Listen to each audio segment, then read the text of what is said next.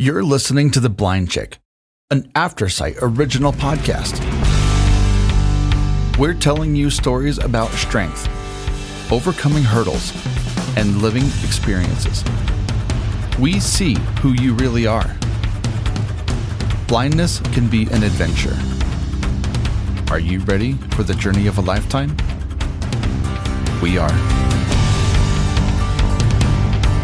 Hello, everybody. Jonathan Price here with Aftersight. Thank you for listening to The Blind Chick with Penn and Moses. This is just a too much fun episode to get into. Darren's going to talk about all things hunting and understanding what it means to be blind and working in the mental health field. So, Penn and Moses, I'm just going to let you take it. Penn, what you got? So do you feel that addiction, I know addiction does sort of go hand in hand with trauma. So when you unstick, that trauma and they're able to kind of flesh that out, how does that translate into the addiction part? Well, I think we got to find out why we use, because alcohol or drugs is just a symptom of something greater, right? Right. And and even me being in recovery as well, I've got to be mindful. If I pick up, this is what's going to happen, right? And be aware of that, because it's more complex than that, because you got to look into the neurobiology of addiction when the brain chemistry shifts. Right. And so, but being able to deal with the trauma, then it gives them the ability to work through the emotional connection that they've been avoiding for years. Mm. So that's the connection I see between the two, is those type of things. Yeah. Well, then I would be curious, is losing your sight or losing your hearing is a major trauma for most people. And so is that, how would you put it? So does that lead that there is a lot of addiction within the blind community? I mean, I haven't worked specifically with the blind community because I work in a population at large. Right. But that would make sense to me, because it's all about adaptability. Mm-hmm. Now, if I'm, growing up, then all of a sudden I'm losing my vision, then it's like, how do I adapt these to this? And so some people will get in a stuck point that they not willing to adapt because they've got, 10, 20, 30 years of sight. Now all of a sudden that's ripped away. That can pose some definitely some high risk factors for substance use. Yeah. And it seems, I went through an alcohol drug rehab program, 28-day program, and totally life-changing, obviously. But it seems like there's a lot more ways that, more treatments, like what you were talking. I've never even heard of that. And then just the other day, somebody was talking about, what is it? The weight loss drugs that were originally for people with diabetes, that there's studies are showing that those drugs are also curbing addiction. Yeah, I did read a headline about that. I didn't dive into it yet, but I thought that was kind of interesting. And that's kind of this interesting phenomenon that they're seeing, because go back to the early 2000s, where they developed naltrexone, which was urged to help with cravings with opioids. And now the science shows that it's those same neurotransmitter binding things that they can use naltrexone with alcoholism. Right. So that's exciting that there's other things out there, because I know when I went through rehab, the success rate was very small. Oh yeah, it still is. And is it? And then that's why I like Circ Lodge, because they're a very 12-step program, and people realize that it's just the abstinence, but you gotta take in the 12 steps, you got to do some sort of program of recovery. Yes. Whatever that is to make that work. Because otherwise, if you don't address the mental health stuff, you're just going back to square one. Exactly. It's so much easier to slide. That's for sure. Well, going along with everything is when you mentioned the person that was paralyzed on one side and it unblocked that, can the trauma and that kind of thing, could it cause a person to have all kinds of different physical illnesses that No, because that's more of a psychosomatic thing. And so some people can experience trauma. And this is why brain spotting is kind of like a psychosomatic thing. It's a psychological thing, but it's presented physically with no, underlining cause. Does that make sense?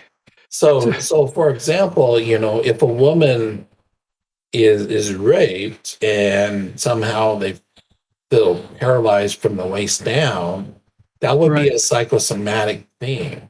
And potentially through brain spotting, could probably unlock that through trauma work.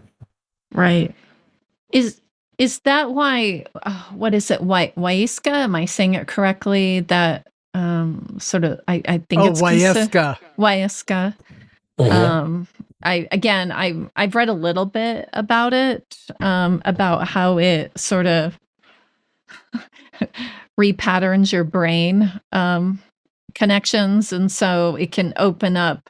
Kind of like what you're talking about with brain spotting. Yeah, because for many years we used to think that the brain, the neurons in the brain were pretty, hardwired, right? And now through some books by I think his name is Dr. Norman George. There's a book out there called The Neuroplasticity of the Brain, and realize just there's more to the brain that we understand, that we can, it's not as hardwired as we once thought it was. Exactly. Like I was really fascinated. There were studies done that people who are blind and even deaf and hard of hearing use different parts of their brain that sighted people don't use. And I found, it makes sense, right? But it was really fascinating to me. And how can we use more of our brains to begin with? I feel like if we used more, then when we have things that affect us, that maybe they wouldn't affect us quite as much because we have more to use. But I did find that really fascinating. Yeah, I think what you're referring to is, I know there's studies out there that say, let's say, for example, the occipital lobe is for vision, right? And so in blind people, you probably notice this, you're more aware of hearing. Yes. And so since you don't have normal vision, then the hearing lobes will kind of cross into that, or that way, which is part of why, people who have implants in their eyes, if they don't have, stimulation through the optic nerve, their brain doesn't know what to make sense of this. Right. And it's the same thing with the cochlear implant, unless you've had some sort of language development or something else, your brain doesn't know how to make sense of that. Yeah, I have a good friend, Mike May. He did have vision when he was really small, but because of an accident, he lost his vision for the majority of his life. He was totally blind, and then there was this like miracle surgery, and he could see, right? Like he got his vision back, but it wasn't, his brain could not understand to a certain point what he was actually seeing. So Right. Yeah. that was kind of That was kind of amazing. So what are some of the new kind of cutting edge things that are going on in your field that even might open this up even more? So that, because I know the statistics for rehab aren't great, but they have improved. Like what are some of the things that may be coming up? Yeah, I think one of the things that I've really looked at is looking at things from a family systems perspective. Mm, Really, Circle Arch really doesn't involve the family. We have family week every 3 weeks nice. where the family members come in, whether it's your parents, whether it's your siblings, whether it's your spouse or partner or whoever is your main support people that come in and learn about Yeah. codependency, learn about family systems, they learn about aftercare, and we do some family work and just really help the families have healthy boundaries and communication skills. Because there's too many people think, well, I'm just only harming me. I'm not really harming anybody else. Until you take a step back and look at that level of the impact, and it's pretty wild. Wow. And so we do that. Then there's also, I believe, there's somebody. I remember doing some research and reading up that some people were trying to find a way to work with cocaine and utilizing TMS, which is transcranial magnetic stimulation, Mm, to kind of help with the cocaine use. And that's kind of fascinating, wow. So there are some of those things out there, but I think, the basic structure and foundation really comes from a family systems approach and how we can support people in recovery, Yeah. support loved ones. I mean, that's huge because the opposite of addiction is connection, because in addiction, you're isolated. Yeah, and I know, I mean, I hear it week after week after week here on The Blind Chick, and I, I have lived experiences too.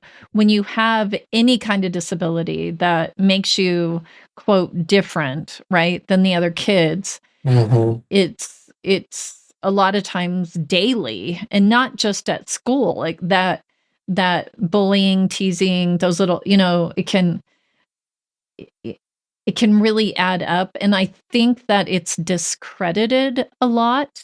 And we discredited ourselves, right? Like, oh, For it's sure, for it's sure. not that bad. So it's nice to hear you say, no, it does affect Well, you. yeah, and even in this today, I'm a guide dog user, and Yeah. when Uber or Lyft say no, you can't take your dog and Yeah. cancel out and deal with that ongoing battle to equal access, Yeah. that just that can be hard to manage, and that's a trauma in itself. Boy, Yeah. is it? It is. Yeah, we've been through a few of those, and I don't. Well, just me being along, I don't think I'm over a few of the incidences we've had to go through over the years. Yeah. It was funny because I had one driver come up, I remember, says, no, I can't take your dog. This is a very expensive car.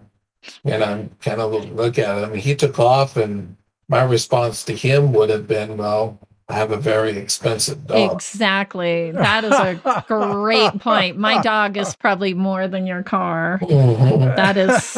Oh, I'm going to have to remember that. Yeah.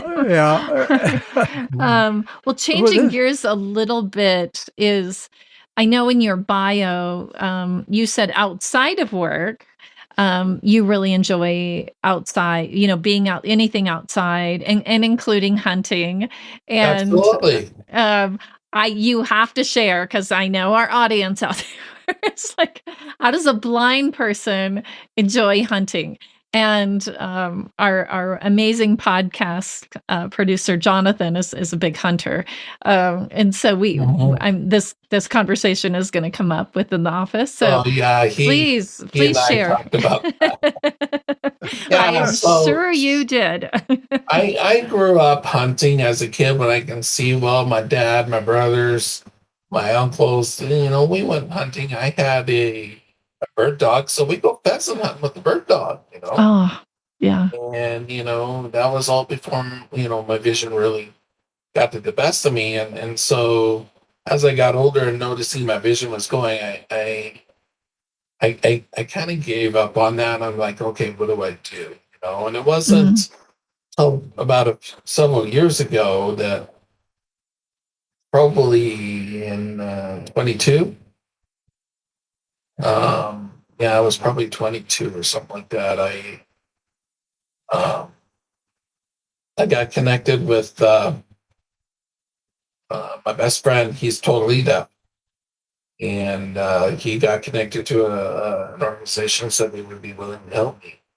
Mm. Okay, great, and then kept going with this, and then my wife was on a Facebook support page of spouses to blind spouses, Yeah. and in there, she got connected to somebody whose husband is totally blind. He lost his vision in an accident, and they started talking. He says, I had to find a way to get him out in the mountains. Mm. And so I got connected to him and started talking about him to him and what does he do? And he uses a crossbow. Oh, wow. And then he's got a scope on his crossbow that has an attachment to it. And then that attachment connects to a 5-inch external monitor. Oh my goodness. So anybody looking through the scope can see what the scope's pointed at by looking at that 5-inch external monitor. Okay. And so one thing led to another, and so I have a gun, and I use that same setup to put the 5-inch monitor on top of it. So when I shoot, I can see with my vision what I do have, and then I have my best friend Yeah. also help for safety reasons. You know what I mean? And Right. and so I was able to go hunting. I mean, my first year I went hunting was in 23. I didn't get anything because we had a very harsh winter that went before and just took out populations of deer everywhere. Oh, I wow. saw Yeah. some young bucks and spikes and forked horns and I'm not hunting just to hunt or take some now because they're young. Right. I was looking for something like a 3x3 or bigger, and I did find a 3x4, but I came back and he was gone. Oh. And so one thing led to another, and last year I had the privilege of hunting on private property. And did that up the odds then of well, it does in several ways because one, it's on private property. Number two, they don't like the animals coming in and destroying their crops. right. So they have what they call deprivation tags, and so through that whole system, I was able to take out a deer 525 yards off. Wow. Wow. That's a long shot. Oh, she dropped easy. Yeah. Mm. Yeah. And Wow. I remember where we were first there and got up on my table and stuff and got my scope all dialed in and stuff. And I first overshot over. And so the herd dispersed. Yeah. But because they didn't know where the shot came from and anything else. And so they came back in and we redialed again. So I wouldn't overshoot this time. And it took them a few minutes when they hit, and so after I fired the second time, I remember my buddy. I was trying to pull the bolt out so I can reload it, but he said, "No, no, no, wait." So I waited, and then all of a sudden, he grabbed my hand and raised it up really high, and then I was like, "Whoa!" I actually hit it. And then I asked, well, how far was it? And he said it was 525 yards. And Wow. I just sat there in my chair, just like, holy crap. Wow. It took me about 15 minutes to come to, and even during that, earlier in the day, well, actually, it was the day before. They had targets out, and I hit 1,000-yard target bullseye. Oh my goodness. Holy Like, cow. what? And Wow. so, Well, you're going to have every hunter out there wanting that screen now. yes, exactly. And so that's how I got connected, and I purposefully bought a long range rifle just because, A, I'm not going to be able to hike through the brush. Yeah. And if I can be in the distance and practice that way, then, the odds of them finding me or seeing where I am, just like an example with those deer, Right. I have another opportunity to take aim, and so, whereas with a crossbow, you kind of have to be in a blind spot Right. and be within, 50 to 75 yards. Yeah, I So, would think so. Are your kids old enough to go with you when you mine, hunt? yeah, I mean, I've got 3 adult children, and I've got 3 stepgirls. Do they go hunting with you? They have not yet. So I never had guns with my 3 kids because Yeah. their mom didn't want guns in the house, and I respected Right. that. And that was Yeah. also the time of my life that I was thinking, I gave up on that, Mm-hmm. And then it was my current wife that always talked about this, always known my family always did this, and found Yeah. a way for me to get back out and do that. And so that's what I did. And so, so that's what she's been doing. And so now I have a disabled hunter's permit for the state of Wyoming, so I can hunt in Wyoming and in Utah. Oh wow. I'm going to apply for disabled permits in about a half a dozen other states as well. Well, if you come to Colorado, let us know. We'll hook up Yeah. for They have a program lunch. in Colorado, and so I got to look into the details there. Cool. Well, let me know if you come over this way. Yeah. That would be wonderful. That would be wonderful. Yeah. Well, Darren, it has been such a treat having you on here. I've learned a lot. Yeah. Mose, did you have any last questions? Nope. I was going to say what you're saying. Okay. But I did want you, we have people listening all over the world. Mhm. And some of the topics we talked about today might be a little scary to people out there, maybe even new to them. Mm. And do you have any kind of final words that you'd like to share with everybody? I think the key here is whether you're adopting the just blindness or deaf blindness and whatever, is keep trying to find a way to do stuff. Mm. I had to be patient in order to get a cochlear implant to be able to go back to school and do what I'm doing today. Yeah. And, finding and learning about the adaptability of hunting. I got connected to another guy in Idaho who has a Facebook page called The Blind Hunter. Mhm. And I think, it's just, one of the things I always tell people is, I've never allowed my hearing loss and vision loss to define who I am.